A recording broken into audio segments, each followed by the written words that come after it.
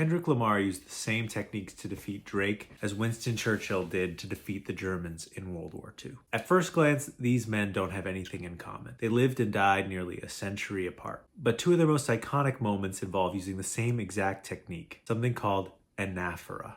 Anaphora is a literary device involving repetition of a sentence structure with the same opening lines. One of the most famous examples is Martin Luther King's I Have a Dream speech, where he repeatedly uses the same opening of I have a dream. I have a dream. Says I have a dream. But even before that, Winston Churchill employed this device as German forces appeared to be gaining ground on the British, and he sought to rally the troops in his iconic We Shall Fight on the Beaches speech. We shall fight on the beaches, we shall fight on the landing grounds, we shall fight in the fields and in the streets, we shall fight in the hills, we shall never surrender.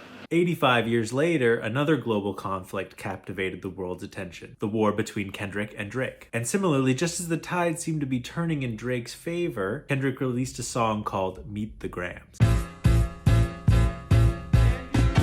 Now, it's widely understood that this is the most disturbing song of the battle, but to me the most haunting moment is the climax at the end where Kendrick repeats the same opening phrase again and again. You lied about your son, you lied about your daughter, You lied about them other kids that's out there hoping that you come. You lied. It's made even more disturbing by the vocal double that echoes on every You lied. It almost has the feeling of an evil sorcerer casting a spell. This hypnotic effect and the emotional drive that comes from using repeated opening phrases like this is one of the reasons it's used in speeches and poems and songs, usually at the climax of the piece to build up energy. In both of these cases, Anaphora is 2-0. So if you need to win a rap battle, a world war, or just an argument with your parents, try using Anaphora.